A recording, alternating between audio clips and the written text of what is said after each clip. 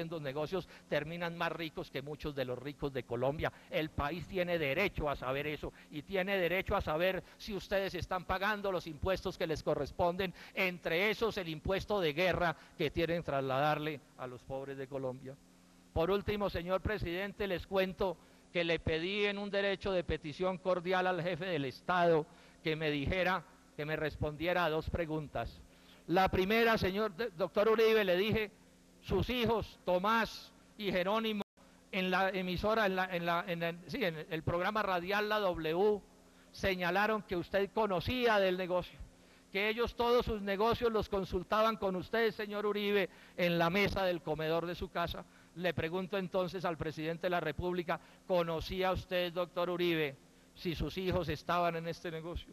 Y si lo conocía, es la segunda pregunta que le hago al presidente de la República, ¿le advirtió usted a sus funcionarios, a los ministros y a los otros altos funcionarios, les advirtió que sus hijos eran socios de ese proyecto de forma tal que estos funcionarios cumplieran con la Constitución y con la ley y se declararan impedidos? Dos preguntas absolutamente elementales, razonables, que se le hacen a un funcionario público que por muy presidente que sea, también tiene que cumplir con la Constitución y la ley. Y miren ustedes la respuesta que me da. Primero se la encarga al asesor de la Secretaría Jurídica, el doctor Armando López Cortés, quien después de echar alguna frasecita allí de esas como para colocarse para la respuesta, me dice el doctor López.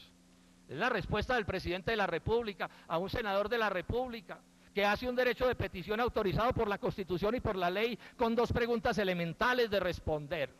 Miren lo que me dice el jefe del Estado. Me permito indicarle, como él, o sea Uribe, ya lo ha manifestado, que es un tema que le compete a ellos, es decir, a los hijos, quienes manejarán directamente frente a cualquier inquietud que se requiera.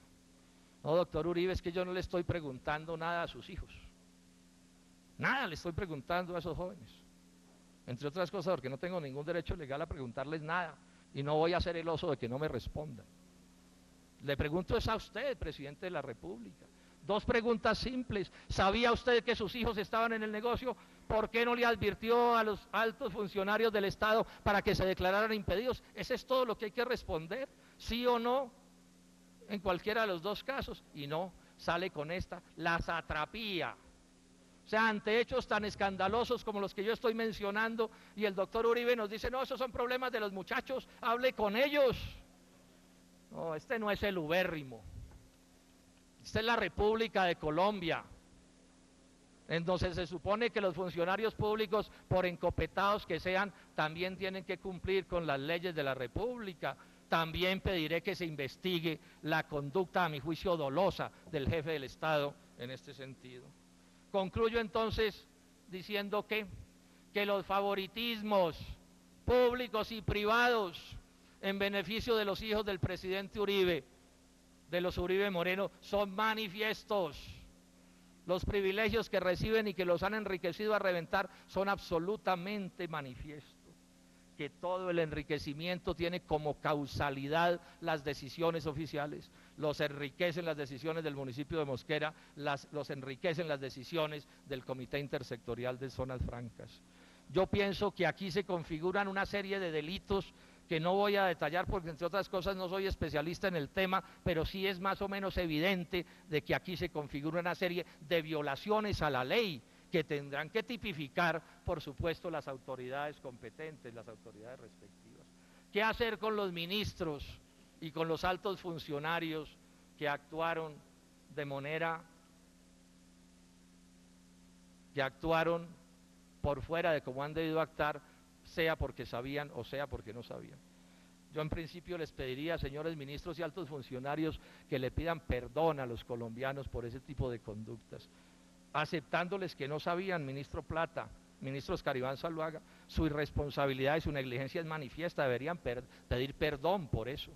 Pero por supuesto que además deberían renunciar para que pudiéramos creerle el perdón que estaban solicitando por sus negligencias. Pero como en Colombia estamos y se tratan de los asuntos del presidente de la República, no nos sorprendamos, senadores y colombianos, si el día de mañana, antes de que el doctor Uribe salga de la Casa de Nariño, le concede la Cruz de Boyacá a estos funcionarios por la conducta ejemplar.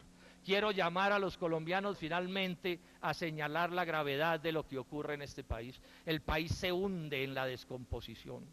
El país avanza en grado superlativo en un proceso de putrefacción.